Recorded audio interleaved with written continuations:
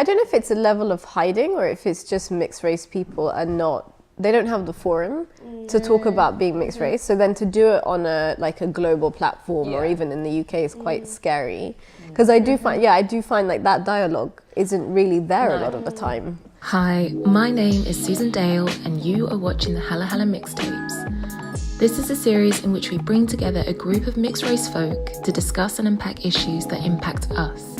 This truly is for us, by us, creating our own space for real talk. So sit down and make yourself comfortable because we're about to go in as we explore the subject of representation in the media.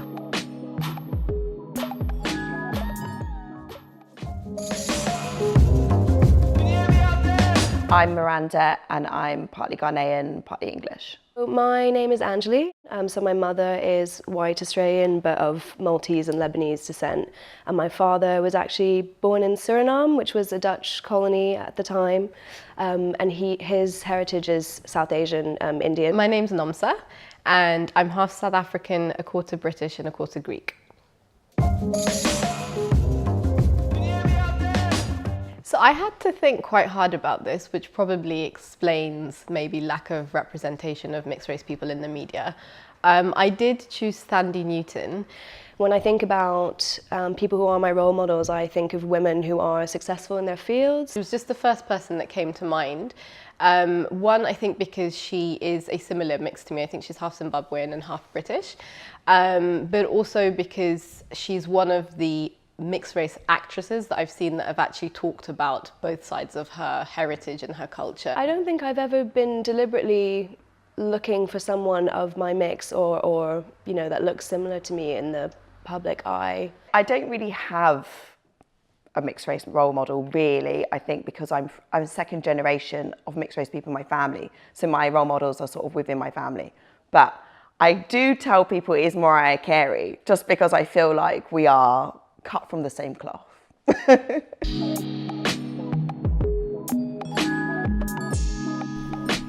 So guys,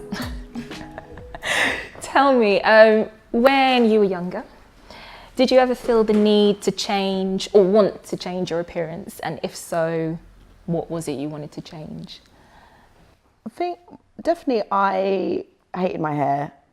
And everyone else seemed to hate my hair. So that was the thing that like I couldn't bear because it was like really dry, really frizzy. So like, you know, people who say I was like Sideshow Bob, for example, when I got very big feet, very frizzy hair. And I just think like, I didn't really know how to do with it because I feel like my mum's white. She's got very fine, very short hair. So if the person, I think like if your mum is white rather than the other way round, they didn't know what to do. So like occasionally my dad would get like my cousins to come over and do it, but otherwise she'd just brush it to oblivion and be like, go, and then that just makes you a walking target. So that was definitely my bête noire. But I definitely think, so I didn't grow up in the UK. My mum is, well, half British, but probably more culturally British than Greek. The other half is Greek. But I think I actually, had quite a big issue with my appearance growing up. And I constantly, it sounds a bit bizarre, but I think at quite a young age would tell my mum, like, I'm going to get plastic surgery. Like, I was obsessed. And it's interesting because I grew up in Ethiopia.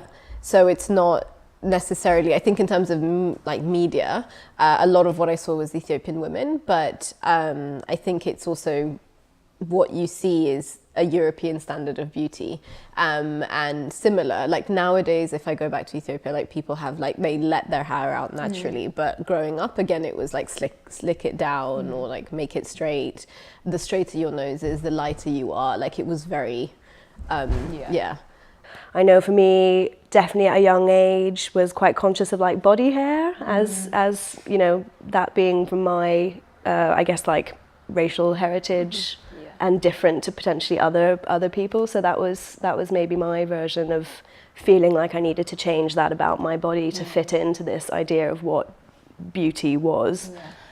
The thing about the hair, like my mum's white as well, so I remember Sunday like afternoon, sat between her legs and her trying to deal with this tangled mess, and it was just always horrific, painful, and she never knew how to style it. And I think that's sort of, and also not really seeing people embracing, even black people at that time didn't wear their hair out naturally as much as they do now. And so from a young age, I was like, I want straight hair. Get me on the creamy crack. And I started, when I was young, when I was 11, I started relaxing my hair.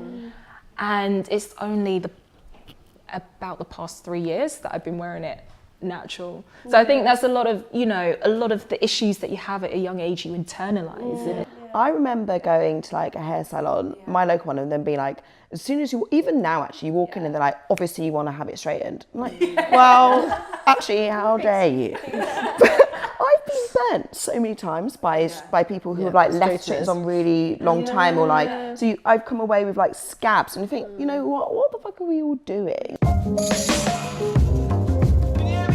But I was wondering if you guys can remember how old you were when you saw for the first time someone mixed race in the public eye. I would say Alicia Keys is probably like, well, She was a big one, though. she was like her first single came out when I started high school, which I think was when I started being like very self-conscious about the way I looked. So she was probably the only person. And I was saying before, outside to these guys, that like, when you go into school and like the first day I came in with cane row, and I was like, oh, this is awful. Like, this is child abuse. You've made me go out like this.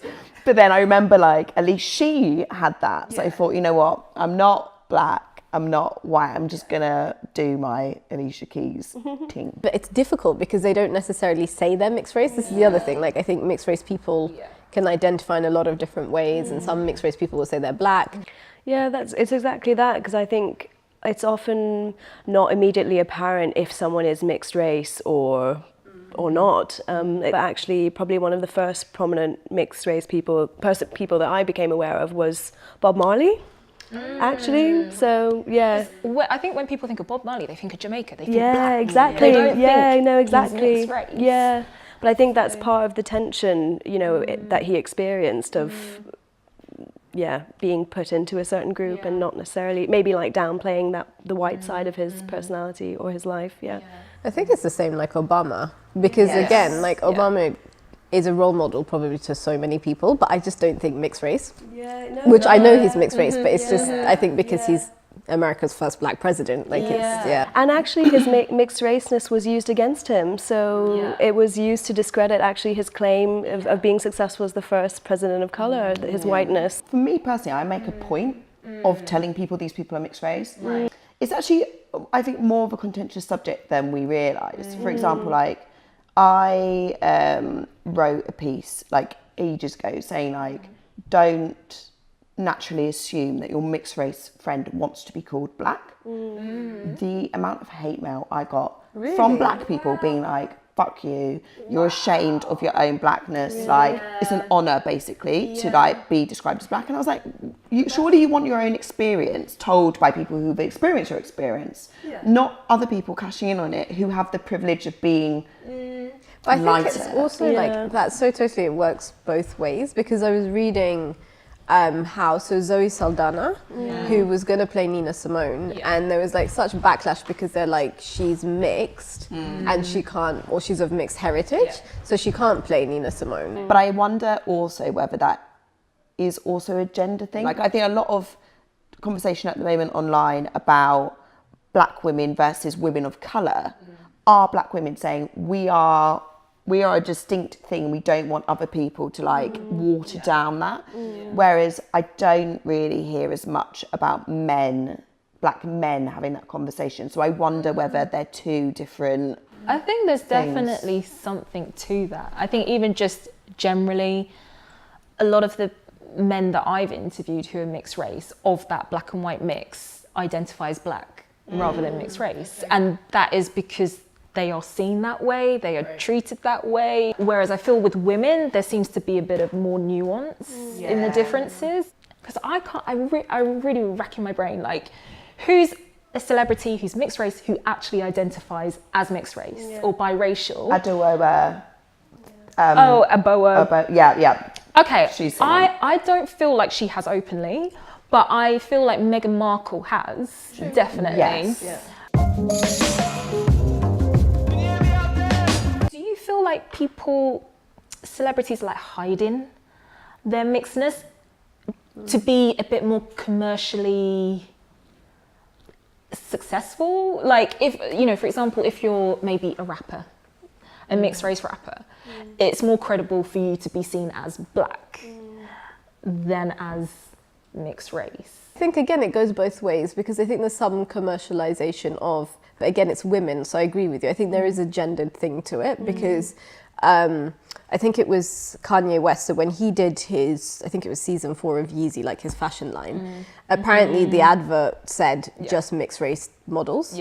And I think the assumption was it would be women. And then there was a whole debate online on Twitter around actually you can really cash in on the mixed race identity as a woman, and you know, it's seen as like mixed race women are hot. And so I do think, but it's interesting because in that way you would think actually in the media then women would be more inclined to actually talk about their mixed race identity. But I think I don't see people talking about it. I see them using it and being like quite harsh and cynical, but I see them using it as like this is my beauty and my commodity.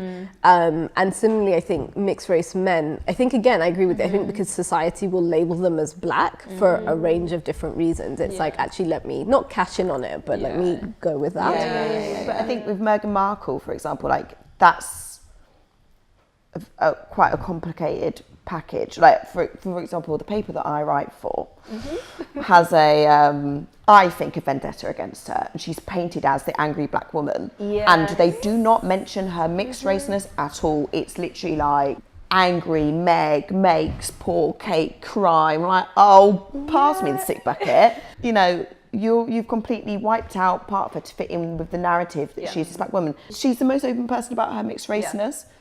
I don't know if it's a level of hiding or if it's just mixed race people are not, they don't have the forum to talk about being mixed race. So then to do it on a global platform or even in the UK is quite scary. Because I do find like that dialogue isn't really there a lot of the time. So I feel like a lot of celebrities are very quick to identify as feminists or pro-trans rights or these kind of things that are like trendy topics. But something that I feel like a mixed race identity is so integral to how you experience the world, why would you not want to share that? So I don't know if it's an onus on the celebrity, or is it the fact that people who are interviewing them, who generally probably aren't mixed race, don't even ask them the questions. And I don't know, maybe there's a hesitation to be seen to be using it for the purpose of celebrity, or, you know, I don't know, taking advantage of it to try and, I don't know, get attention or whatever. I was just going to say, like, for example, the actress Amanda Stenberg, I don't know if I'm pronouncing her name right, she's mixed race, mixed white with black, and she says, I remember reading an article, I'm black and I'm proud, when she was promoting the film The Hate U Give. So no one's asking her about how she identifies. Like, that is something she's volunteering. So why is she not talking about her mixedness? Yeah. That's Do you very know true. what I mean? And but I wonder whether part of that, for example, in America, is people scared to take ownership of the almost a privilege of being mixed race. Right. So they want to be like, I'm part of this community and I'm gonna raise my community up. But the mixed race community is neither down nor up. Yeah, that's true. Maybe because there isn't like a presence of a mixed race voice in society or community, that it isn't clear what you'd actually be putting yourself forward to be part of. Yeah, like you're talking about, I think the black identity, or there's a lot more unity, I think, if you're one thing. Yeah. And then when you're a mix, you can be a mix of so many things. And so I don't know if also people think, I'm out here on my own. Yes, I can speak to the mixed identity, but mine is going to be very specific to my my makeup. Because there isn't one version or definition of it, and it's mediated by the families you were born into, and your experience, the countries you've lived in, and all of that leads to very different versions of mixed race for different people. So. Would be nice to hear it though. Yeah. I would think they should do it. Because I think we all are aware of how important representation is. Representation matters. That's a powerful thing. I think it's different in the UK to the States, but how actually a lot of mixed race people have carried the flag for black people, like in a lot of areas of society. So when you hear the first black person to do this or that, like if you look at music, if you look at sports, if you look at politics, like Obama, like a lot of the time it's actually mixed race people. And so I again wonder if, because I don't know, I can't put this on like the mixed race population, but I do wonder if people feel I have a responsibility for minorities to be presented in media and in society, and so it's almost like you don't dumb down like your mixed race identity, but essentially if society is telling you like, oh my gosh, you're the first black person or first person of color, you don't have the opportunity to think about actually I'm mixed. Or it sounds like you're trying to remove yourself from the black community. I think that is the big thing for a lot of people. It's this weird line where if you say you're black, identify as black, the community will embrace you to an extent, but there will be a point where they're like, but you're not black enough, or you don't experience what we experience, which is fair enough. But at the same time, if you're like, I'm mixed race, you get the reaction that you do, where you're like, how dare you reject your heritage and your black side? And it's like this weird limbo where you just cannot win. Which is why now I'm literally like, I am a basic beige person. I think I'm basic. To be I'm not part of any of the communities, I'm part of my own, in the margin. I was wanting to ask you guys if you feel like there's been any film or any book or anything in the media that you feel has accurately depicted the mixed race experience. I literally can't think of a single film. Drawing a blank. Yeah. That says a lot, doesn't it? Yeah. That we're scratching our heads. And It isn't actually depicting a mixed race experience, but I feel like a lot of the themes that the film brings out are themes that I find commonality with. So the film is Bend It Like Beckham. You know, she's really experiencing kind of pressure from her family to do or not do certain things, so not play football, not be into sports. And she almost has a double identity, so someone that she is with her friends versus someone that she is with her family. And I think that can be a common experience of needing to perform a different role or a different version of yourself in different groups. I mean, I went to see, I don't think I completely identified with it, but it's not a film or a book, it's theatre, so Lights, what's it called? #Lighty. Yeah. So that was, I think actually that was the first, and I went to see that 2 years ago, and I think that was the first time I was like, oh, this is beginning to speak to some of my experience, because it shows the family setup of a mixed race family, and I was like, okay, this kind of reflects like how I feel. But I don't, sometimes Trevor Noah, again, I think because there's probably like have a similarity or an affinity because he's half South African and I'm half South African. But I think because he's able to talk about the fact that his mum is black and his dad is, I think, white Swiss, that was actually, again, refreshing to see. And he does it so nicely because he talks about quite heavy stuff but makes light of it so people laugh, but actually you're educating your audience. But literally it's, there's specific things I can pick out. I can't say actually I've read a book and it spoke to my experience.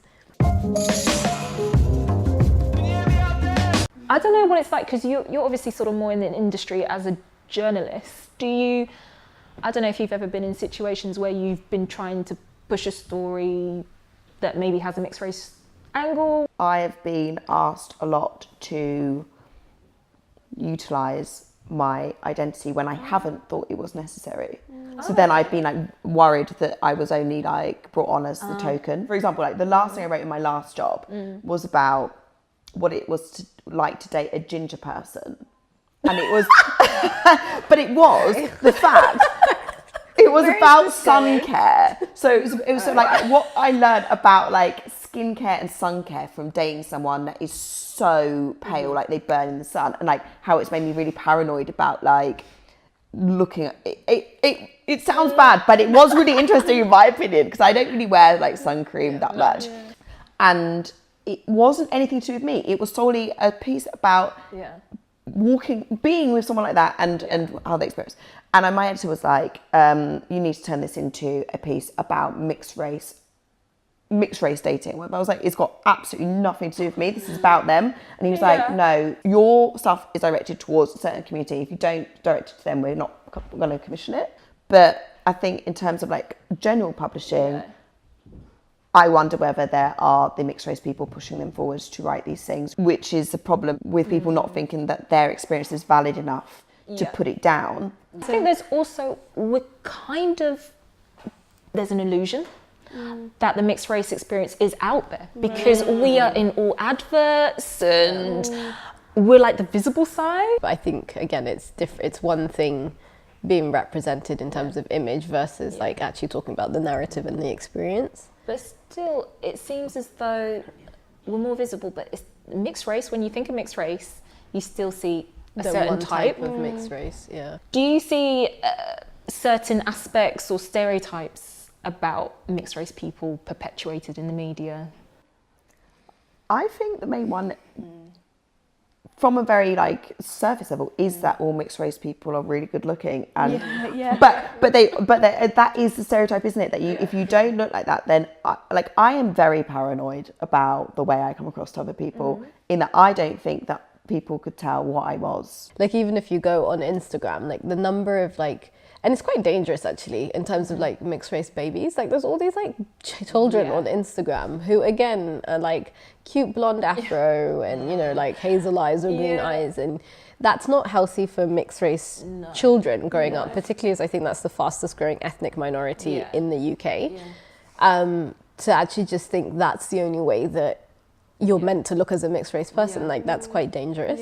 And it starts the fetishization of our looks at such an early age. Like I can remember, like I'm losing count of the times people be like, oh, mixed race babies, it's so cute. And all I want to have is mixed race baby. Got to find myself a black man. Like, it's mad. And then it progresses to seeing like music videos and seeing these mixed race girls like gyrating and being like the hot one. And I do think like the media has a responsibility, and I don't know, like going back to your question, if that's again mixed race people in the media therefore have a responsibility, or more broadly in the media has a responsibility, because I think like if you look at kids or if you look at beauty standards, like it is it can be quite damaging.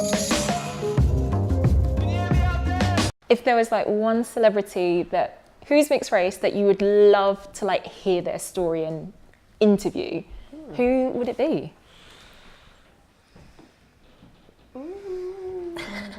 I think definitely for me is who you mentioned earlier, Tracy Ellis Ross. Okay, interesting. Why? I think she's just a phenomenal woman.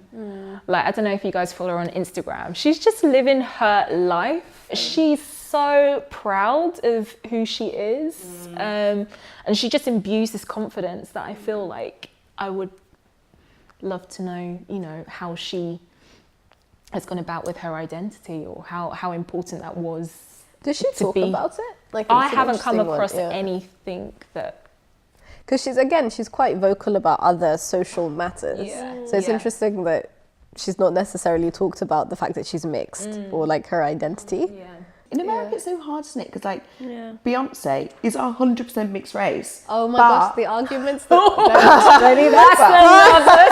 that's another episode, my friend. Yeah, but I think with Beyonce, like that's what I was like, you know, when you were saying the clap back that you get from people saying you're trying to steal something, and it's like, well, no, actually, that's our identity. Sorry, is Beyonce, because the number of times, like even with my husband, I'm like, she's of mixed heritage. Like her mum is actually, to be honest, if you go back with her dad, I wouldn't be surprised, because I think the history of America is like that. But her mum is evidently she's like Creole mix. And people are like, you're not taking this, and I'm just like, you've got to be kidding me. I wouldn't even mind someone not going fully deep into it, but just admitting it. It's not even acknowledging, it's admitting. It's admitting. Do you remember when The Sun, Kelvin Mackenzie called Ross Barkley an ape on the pitch? Who the hell's Ross Barkley? He's a footballer, and he is white passing. I would say, like, you know, but he has slightly ginger hair. Really, really short hair. He's the same ethnic mix as me. And then everyone was like, "Oh, you're an absolute racist. You called this mixed race person ape." And the editor had no idea he was mixed race because he'd never spoken about it. And it turned out that his granddad was Nigerian. But loads of people in the team didn't even know he was mixed race. And at that point, I just thought, like, we have all lost our minds here. Like, number one, why are you calling anyone a monkey anyway? But number two, if people were more honest or like wanted to like use their ethnicity to like show that mixed race people in football, like that would be a massive boon to people. Don't bring it out just when it suits you and then make a big deal out of it, because that solves nothing. It doesn't help anyone. Cool. When you mention that, I'm also thinking Ryan Giggs. Ryan Giggs, yeah, I always tell people this. Race. He is. It's like we are everywhere, but we're just undercover. And those men like that will never ever talk about it. No. It's the opposite. Once you go over that border, you stop identifying as black and you identify as white, and they're and this is why I need to find a man that identifies as a mixed race, because it would be like the unicorn out there. HaluHalo is all about starting conversations, and I hope this episode has started one for you or made you delve deeper. There is no universal way on how a mixed race person should be, feel or think, and the views discussed on here are mine, Nomsa, Angeli and Miranda's truths. If you like this type of content, then drop us a comment, share with friends and follow us on Instagram. Your support allows us to keep sharing stories which deserve to be told. So stay tuned, because we have much more coming your way.